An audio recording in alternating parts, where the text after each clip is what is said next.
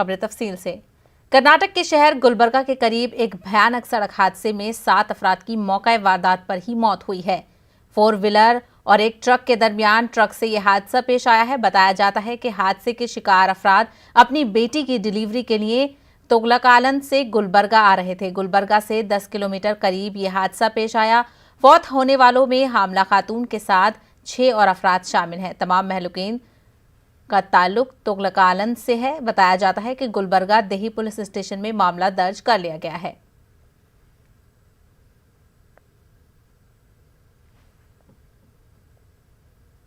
महाराष्ट्र के साबिक वज़ीर आला देवेंद्र फडणवीस और शिवसेना लीडर संजय राउत के बीच कल मुलाकात हुई, जिसके बाद महाराष्ट्र की सियासी गलियारों में चहमियां शुरू हो गई हैं। वहीं संजय राउत ने फडणवीस से मुलाकात के बाद रद्द-ए-अमल का इजहार करते हुए कहा है कि नरेंद्र मोदी वज़ीर आज़म हैं, ऐसे में वो उद्धव ठाकरे के लीडर हैं तो वो हमारे भी लीडर हैं। तो इस बारे में भी मैं बात कर रहा था कि हम कैसे कर सकते हैं। ये लोगों की एक मांग है कि मैं आपके साथ मंच पर आकर बात करूं। ऐसा है कि हम दोनों कोई दुश्मन नहीं है ना।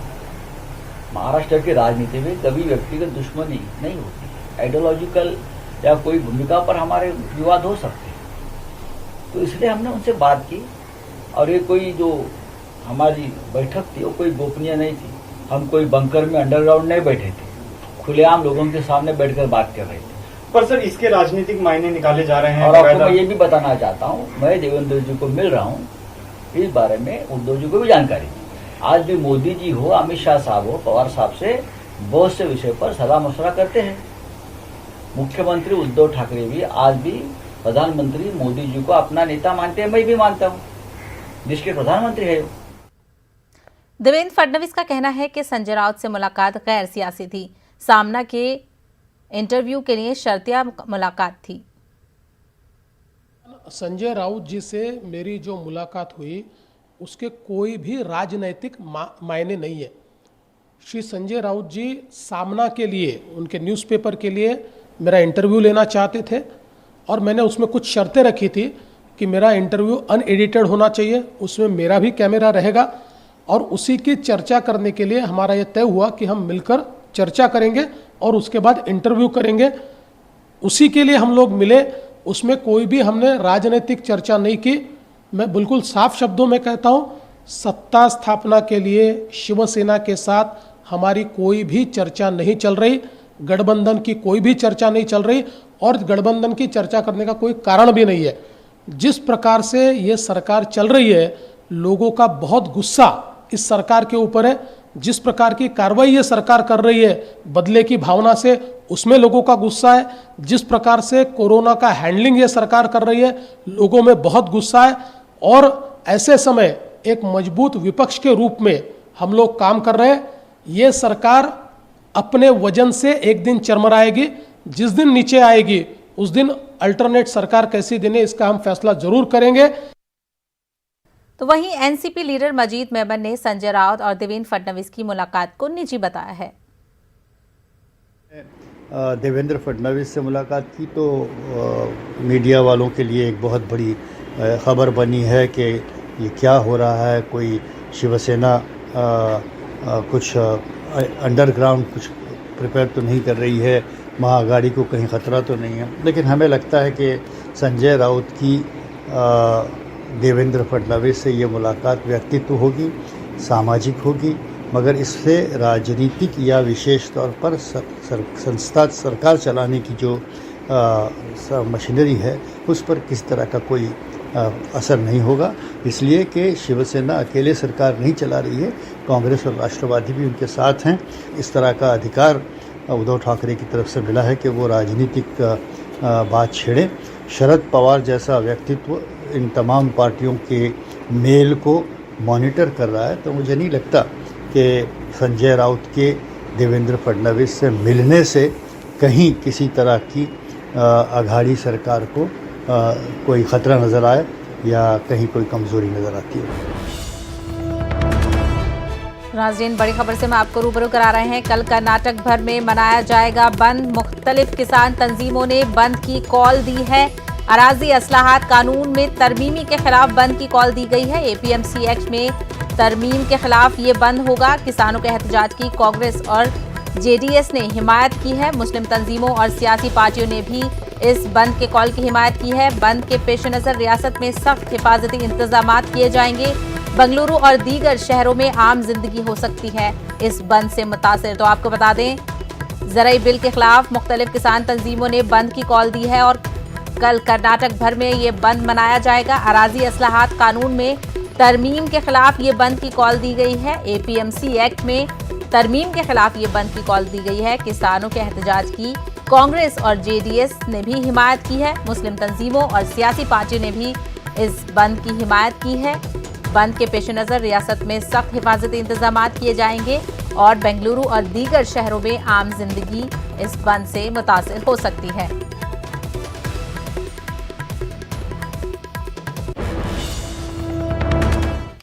आज 27 सितंबर को दुनिया भर में बैनुल-अक़वामी यौम सयाहत के तौर पर मनाया जाता है। सयाहत को फरोग देने के लिए मंसूबे बनाए जाते हैं। कर्नाटक के शहर गुलबर्गा की बात करें तो यहाँ सयाहत को फरोग देने के लिए कई इम्कानात मौजूद हैं, लेकिन सरकारी हुक्काम और अवामी नुमाइंदों की लापरवाही की वजह से गुलबर्गा को मुल्क की सयाहती नक्शे पर मुस्तक़िम मुकाम नहीं मिल पाया है। पेश है गुलबर्गा से ये खास रिपोर्ट।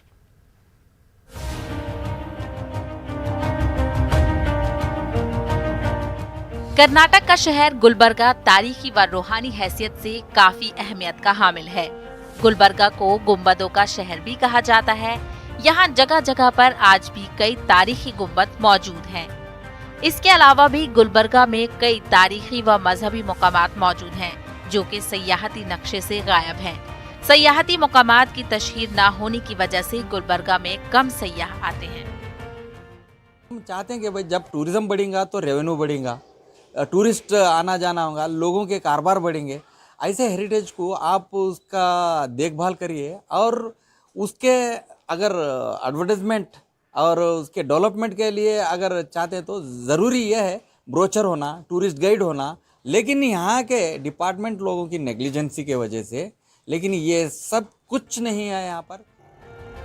दूसरी जानिब महकमा सयाहत के ओहदेदारों का कहना है कि गुज़िश्ता 2 माह में काफी कुछ काम हुआ है। महकमा सयाहत के ऑफिसर्स तारीखी मकामात की खस्ता हाली के लिए आर्कियोलॉजिकल सर्वे ऑफ इंडिया को जिम्मेदार करार दे रहे हैं। कलबुर्गी कोटे, मड़खेड़ कोटे और ख्वाजा बंदे नवाज दरगाह और इधर हफ्त गुम्मज बोल के है, हफ्त गुम्मज, ये तीनों चारों हम सरकार को थोड़ा प्रमोट करने को वास्ते भेज दिया सब। जो भी तारीखी मुकामात है उनको देखने के लिए ये टूरिज्म वाले उनको सही तरीके से मेंटेन नहीं कर रहे हैं। गुलबर्गा के तालुका मलखेड़ में भी एक तारीखी किला वाक़ है। मलखेड़ 9वीं सदी में राष्ट्रीय कोटा राजाओं का पाया तख्त था। इसके अलावा अशोक आजम का वाहिद दस्तयाब मुजस्मा भी जिला गुलबर्गा के देहात में मौजूद है। बताया जाता है कि अशोक आजम ने अपने आखिरी अयाम यहीं जिला गुलबर्गा में गुजारे और यहीं अशोक आजम का इंतकाल हुआ। न्यूज़ 18 उर्दू के लिए गुलबर्गा से जवाद मीर की रिपोर्ट। वहीं आलमी यौम सयाहत के मौके पर जम्मू व कश्मीर के महकमा सयाहत ने कश्मीर में मुख्तलिफ तकरीबात का एहतमाम किया, जिसमें दुनिया भर के सयाहों को एक पैगाम दिया गया कि कश्मीर दुनिया भर के सयाहों का मुंतज़िर है। तवील अरसे के बाद डल झील में शिकारा रेस का इनेकाद किया। इसके अलावा मैराथन साइकिलिंग और दीगर मुकाबलों का भी इनेकाद किया गया। सयाहत से वाबस्ता अफराद को उम्मीद है कि अब सयाह वादी का रुख करेंगे।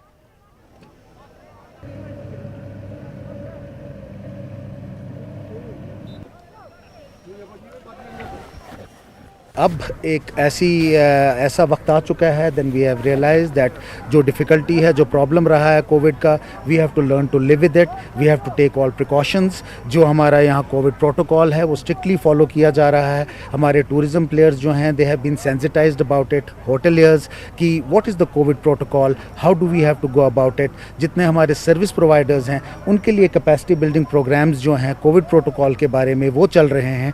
और हमें उम्मीद है, क्योंकि आज पिछले कई महीनों से लोग जो हैं वो घरों में हैं, ज़्यादा बाहर नहीं जा सके, हमें उम्मीद है that they will choose their favourite destination which is Jammu and Kashmir as soon as they plan to travel. और इस एक्टिविटी से हम बहुत ही शुक्रगुजार है टूरिज़्म डिपार्टमेंट के, जिन्होंने एक एक्टिविटी, एक ऐसा टूर्नामेंट कंडक्ट किया जिससे एक नई सुबह और इस इवेंट से मुझे लगता है कि बहुत ही प्रमोशन होगी और टूरिज़्म अट्रैक्शन फिर से होगी। और मुझे उम्मीद है कि आज ये एक्टिविटी हम यहाँ करने जा रहे हैं और नवंबर दिसंबर में गुलमर्ग में भी ऐसे इवेंट्स हो जिससे हमारे यूटी का चाहे वो वाटर फ्रंट हो चाहे वो स्नो रिलेटेड हो वो वर्ल्ड मैप पे आए। कोई टूरिस्ट नहीं आता था, आज ये जो मतलब ये फेस्टिवल मनाया जा रहा है शिकारा फेस्टिवल, जो टूरिज्म ने ये मनाया है वो बहुत अच्छा है, क्योंकि इससे हम उम्मीद करते हैं कि यहाँ पे टूरिस्ट आए, क्योंकि यहाँ पे अब जो मतलब हालात है वो सब ठीक है। वज़ीर-ए-आज़म नरेंद्र मोदी ने अपने माहाना रेडियो प्रोग्राम मन की बात में कौम के नाम खिताब किया। इस प्रोग्राम में वज़ीर-ए-आज़म नरेंद्र मोदी ने अलग अलग मुद्दों पर अपनी बात रखी। पीएम मोदी ने महात्मा गांधी और भगत सिंह से लेकर ज़राअत और किसानों तक के मसाइल पर बात की। उन्होंने कहा कि ज़रई बिलों की वजह से किसानों को अब मालिक बना दिया गया है। वहीं उन्होंने किस्सा गोई के हवाले से कहा कि जहां जिंदगी है, रूह है, वहां कहानी है। कहानी कहने की या कहें किस्सा गोई की एक समृद्ध परंपरा रही है। हमें गर्व है कि हम उस देश के वासी हैं जहां हितोपदेश और पंचतंत्र की परंपरा रही है, जहां कहानियों में पशु पक्षियों और परियों की काल्पनिक दुनिया गढ़ी गई ताकि विवेक और बुद्धिमत्ता की बातों को आसानी से समझाया जा सके। हमारे यहाँ कथा की परंपरा रही है। ये धार्मिक कहानियां कहने की प्राचीन पद्धति है। इसमें कथाकालक्षेपम भी शामिल रहा है। देश का कृषि क्षेत्र, हमारे किसान, हमारे गांव आत्मनिर्भर भारत का आधार है। ये मजबूत होंगे तो आत्मनिर्भर भारत की नींव मजबूत होगी। बीते कुछ समय में इन क्षेत्रों ने खुद को अनेक बंदिशों से आजाद किया है, अनेक मिथकों को तोड़ने का प्रयास किया है। मुझे कई ऐसे किसानों की चिट्ठियां मिलती हैं, किसान संगठनों से मेरी बात होती है जो बताते हैं कि कैसे खेती में नए नए आयाम जुड़ रहे हैं। 2 अक्टूबर हम सबके लिए पवित्र और प्रेरक दिवस होता है। यह दिन माँ भारती के 2 सपूतों महात्मा गांधी और लाल बहादुर शास्त्री को याद करने का दिन है। पूज्य बापू के विचार और आदर्श आज पहले से कहीं ज्यादा प्रासंगिक है। महात्मा गांधी का जो आर्थिक चिंतन था, अगर उस स्पिरिट को पकड़ा गया होता, समझा गया होता, उस रास्ते पर चला गया होता, तो आज आत्मनिर्भर भारत अभियान की जरूरत ही नहीं पड़ती। गांधी जी के आर्थिक चिंतन में भारत की नस नस की समझ थी, भारत की खुशबू थी। पूज्य बापू का जीवन हमें याद दिलाता है कि हम ये सुनिश्चित करें कि हमारा हर कार्य ऐसा हो जिससे गरीब से गरीब व्यक्ति का भला हो। मध्य प्रदेश में उर्दू असातिज़ा की तकर्रुर के मुतालबे को लेकर तहरीक एक बार फिर तेज हो गई है। यूथ मूवमेंट अगेंस्ट अनएम्प्लॉयमेंट के तहत शुरू की गई तहरीक के तहत उर्दू के साथ दूसरे शोबों में मुलाजमतों को लेकर आरती शर्मा ने खास तहरीक शुरू की है। पेश है ये खास रिपोर्ट।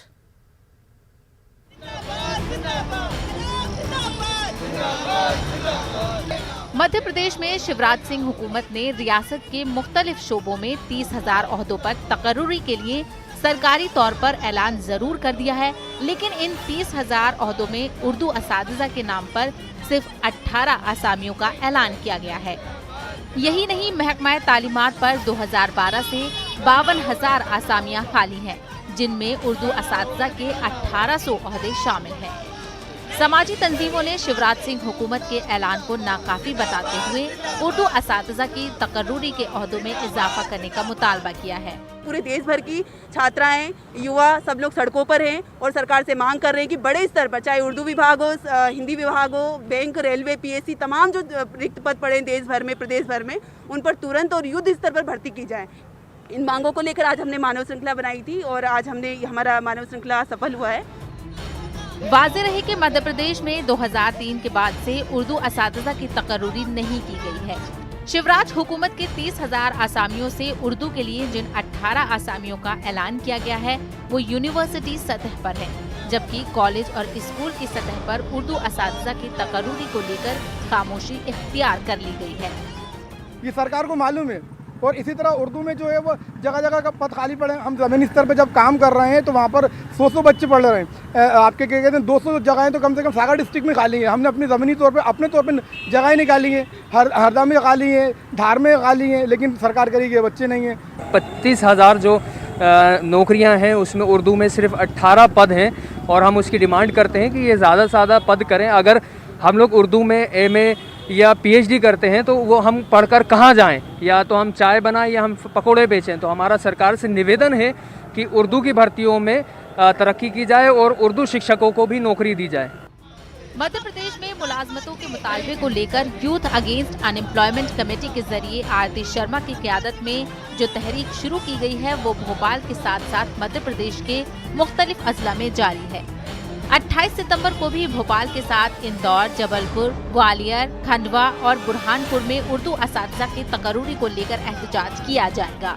आरती शर्मा का कहना है कि उर्दू भारत की बेटी है, जब तक इसको उसका हक नहीं मिलता तब तक उनकी तहरीक जारी रहेगी। भोपाल से न्यूज़ 18 उर्दू के लिए मेहताब आलम की रिपोर्ट। ब्रेक के बाद आपका खैर मकदम है। मुजफ्फरपुर में फिर एक बार सैलाब का खतरा मंडराने लगा है। शुमाली बिहार और नेपाल के नशीबी इलाकों में लगातार हो रही बारिश की वजह से बागमती नदी की पानी की सतह में इजाफा हुआ है।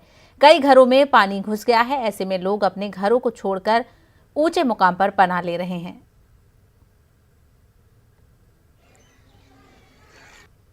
और फिर डबल से घर में पानी प्रवेश कर गया है, इसलिए हम लोग बांध पर अब निकलने की कोशिश कर रहे हैं। धीरे धीरे सभी नाव से बाहर आ रहे हैं, लेकिन बहुत घर धंस गया है, घर भी गिरा है। आप आकर देख सकते हैं गांव में कि हाँ कितने घर गिरे हैं, करीब 7-8 घर गिर गए हैं। सब घर तबाह हो चुके हैं, सब बाहर आ चुके हैं, सब बांध पर आगे शरण ले रहे हैं। अभी हमारी बागमती नदी है जो 3-4 प्रखंडों को प्रभावित करती है, उसका जल स्तर बढ़ रहा है, उस पर हम लोग नज़र रखे हुए हैं। और अगर बाढ़ जैसे हालात होते हैं या ज़रूरत पड़ती है तो हम लोग उसमें बाढ़ राहत कार्य चलाएंगे। आदर्श आचार संहिता में बाढ़ जैसे आपदा जैसे जो कार्य हैं उस पर कोई रोक नहीं है। वहीं पटना में भयानक सड़क हादसा हुआ। 2 कारों की टक्कर में 5 अफराद बुरी तरह जख्मी हो गए हैं। जख्मियों में 3 लड़कियां और 2 लड़के शामिल हैं। सबको इलाज के लिए गुर्दनी बाग अस्पताल में दाखिल किया गया है, लेकिन अस्पताल में ना तो डॉक्टर थे और ना नर्सिंग स्टाफ। न्यूज़ 18 की पहल पर जख्मियों को पीएमसीएच ले जाया गया। इस हादसे के बाद बिहार के तिब्बी निज़ाम और महकमा सेहत की तल्ख तस्वीरें सामने आईं। अस्पतालों की दुर्दशा इस लिहाज से कि राजधानी पटना में हर वक्त डॉक्टरों की ड्यूटी का दावा किया जाता है, लेकिन इस वक्त गर्दनी बाग हॉस्पिटल में न्यूज़ 18 की टीम कुछ घायलों को लेकर अपनी गाड़ी से आई है। इनकी स्थिति गंभीर है, लेकिन मैं आपको दिखाना चाहता हूं एक तस्वीर। यहाँ पर डॉक्टर नहीं है। सबसे बड़ी बात है कि देखिए डॉक्टर की 24 घंटे ड्यूटी की तैनाती होती है, लेकिन कहीं भी कोई डॉक्टर नहीं दिख रहे। यहाँ पर सारी चीजें बंद हैं। जो लोग हैं वो कुछ बता नहीं पा रहे हैं। देखिए कहीं भी आपको डॉक्टर नहीं दिख रहा है। इस वक्त एक सफाई कर्मी जरूर पहुंची हैं, लेकिन आप क्या हैं? हम तो 4th क्लास है सर। यहाँ पर डॉक्टर क्यों नहीं है अभी? अभी जस्ट गए हैं सर, अभी जस्ट नहीं गए हैं तो एक हर वक्त डॉक्टर की है चाहिए ना। क्यों नहीं है? हाँ अभी जस्ट हुए हैं सर। नहीं अभी क्यों नहीं है ये बताइए ना। नहीं रहते हैं डॉक्टर इस समय, ओपीडी नहीं चलता है? चल ही रहा है सर। क्या चल रहा है बताइए? 8:30 का वक्त। हाँ सर तब आ ही रहे हैं। कितने बजे से ओपीडी चलता है? 8 बजे से चलता है सर। कितना टाइम हो रहा है अभी? अब 8:30 होगा। 8:30 में डॉक्टर नहीं रहेंगे? जी ना, आ ही रहेंगे, आएंगे करेंगे सर। आएंगे ना तो एकदम जस्ट आएंगे। कौन इलाज करेगा अभी उनका? अभी हम इलाज जो बनता है हमसे करते हैं, हम करते हैं सर। आप क्या हैं? हम 4th क्लास हैं सर। 4th क्लास के जो एम्प्लॉय है वो इलाज करेंगे जी। अभी जो हमसे बनेगा सेवा करने के लिए तैयार है सर। नर्सिंग स्टाफ नहीं है आपके यहाँ? जी नर्सिंग स्टाफ आइए है सर, सब कोई है। कहाँ दिखाइए, कहाँ है वो? आपका क्या नर्स कामेश्वर पासवान। ये 4th ग्रेड एम्प्लॉय है पासवान जी, कह रहे हैं कि मैं इलाज करूंगा। और स्थिति यह है कि कोई डॉक्टर नहीं है। एम्बुलेंस जरूर है यहाँ पर, लेकिन एम्बुलेंस से ले जाने वाला कोई नहीं है। स्थिति क्यों नहीं है? डॉक्टर अभी क्यों नहीं आए हैं यहाँ पर ये बताइए? डॉक्टर नहीं है, एम्बुलेंस दिलवाइए कम से कम। हम लोग तो सर क्या कर सकते हैं? एम्बुलेंस आप एम्बुलेंस दिलवाइए, पहले आप एम्बुलेंस दिलवाइए। दिला रहे हैं सर, वो कह रहे हैं कि मैं नहीं जाऊंगा। जो नर्सिंग स्टाफ है वो नदारत है। एम्बुलेंस है तो उन्हें कागज पहले चाहिए, पेपर पर आदेश चाहिए, तब वो जाएंगे। तो ये हालात है पटना के अस्पतालों का। निश्चित तौर पर हम सुबह के स्वास्थ्य मंत्री मंगल पांडे से इस पूरे मामले में प्रतिक्रिया लेंगे कि आखिरकार वो तमाम जो दावे करते हैं उन दावों की हकीकत इतनी कड़वी क्यों है। कैमरा पर्सन मनोज के साथ संजय कुमार, न्यूज़ 18 पटना। सरकार या इंतजामिया के भरोसे बैठने से कोई फायदा नहीं। अगर मुश्किलात दरपेश हैं तो बजाय शोर मचाने के खुद ही मैदान अमल में कूदने की जरूरत है, तभी एक अच्छा मुआशरा वजूद में आएगा। मध्य प्रदेश की खवातीन ने अपने हौसलों से एक मुस्बत पैगाम देने की कोशिश की है। दरअसल एमपी के छतरपुर शहर में वाक़े ग्राम अंगरोटा की 250 खवातीन ने तकरीबन 2 साल की अनथक मेहनत से एक नहर खोदी है, जिससे जंगलात से होते हुए पानी नहर के रास्ते गांव के तालाब में गिरता है और इस तरह से गांव में पानी की कमी की वजह से दरपेश मुश्किलात थोड़े कम हुए हैं। गांव वाले इन खवातीन को जल सहेली या जल परियों के नाम से याद करते हैं।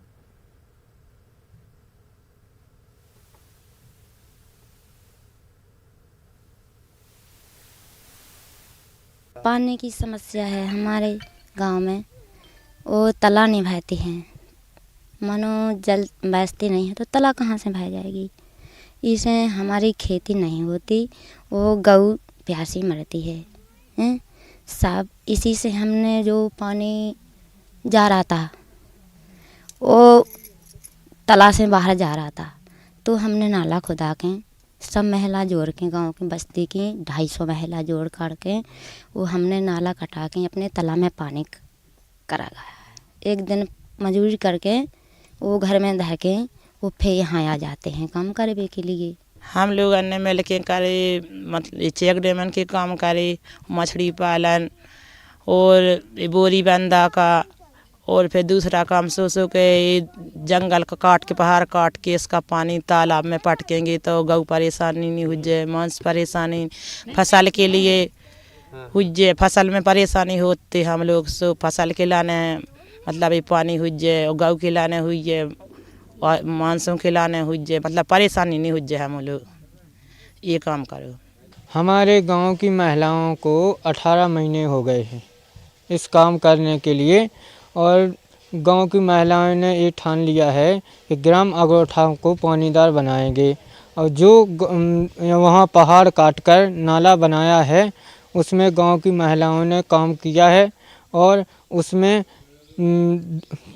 पहली बार बारिश हुई है, इस साल कम बारिश हुई है, सो पहली बार बारिश हुई है, इसमें पानी निकल गया है, और उसमें जो ऊबड़ खाबड़ है पत्थर हैं जो डले हैं नाले में, उसको निकालने के लिए दोबारा महिलाएं कार्य करने के लिए तैयार हो गई हैं। कम से कम हम लोग 18-20 महीने से काम कर रहे हैं, और मतलब कि जो हमारे गांव में पानी का संकट था, जिसके मतलब कि जो तालाब में पानी नहीं जाता था, और तालाब में पानी करने के लिए यहाँ पर एक जंगल था, जिससे जंगल से पानी निकलकर और चला जाता था, बहकर निकल जाता था। फिर सारी महिलाओं ने एक संगठन बनाया और सारी महिलाओं को एकत्रित कर गांव से महिलाएं एकत्रित करके एक समूह बनाया, और इस समूह से में हम लोगों ने ये चर्चा की कि हमारे गांव में पानी का संकट है, उसको दूर कैसे किया जाए। इसके बारे में परामर्श कर यहाँ पर एक जंगल था, वो जंगल काट करके सारा पानी एक नाले द्वारा तालाब में किया। नहीं, हम लोगों के लिए सरकार ने कोई मदद नहीं की है, और मतलब कि हमारे गांव में पहले पानी की समस्या आज भी है, पानी मतलब कि नलकूपों में पानी नहीं निकलता है, और गांव की में से महिलाएं 1-1 घंटे नलों पर मतलब कि 1-1 घंटे लाइन लगाकर खड़ी होती, कभी कभार तो झगड़े भी हो जाते, फिर भी सरकार कुछ नहीं। किसान मजदूर संघर्ष समिति का अमृतसर में आज भी ज़राई बिल के खिलाफ एहतजाज जारी है। इस एहतजाज में खवातीन ने बढ़ चढ़कर हिस्सा लिया है। किसानों ने दिल्ली अमृतसर रेलवे लाइन को ब्लॉक कर दिया है। आपको बता दें कि ज़राई बिलों के खिलाफ अमृतसर और पंजाब में किसानों का रेल रोको एहतजाज जारी है। किसान मजदूर संघर्ष कमेटी ने 3 दिनों के लिए एहतजाज का ऐलान किया था, लेकिन बाद में उन्होंने एहतजाज की मुद्दत में तौसी की है। अब 29 सितंबर तक ये एहतजाज जारी रहेगा। किसानों ने हुकूमत से ज़राई बिल वापस लेने का मुतालबा किया है।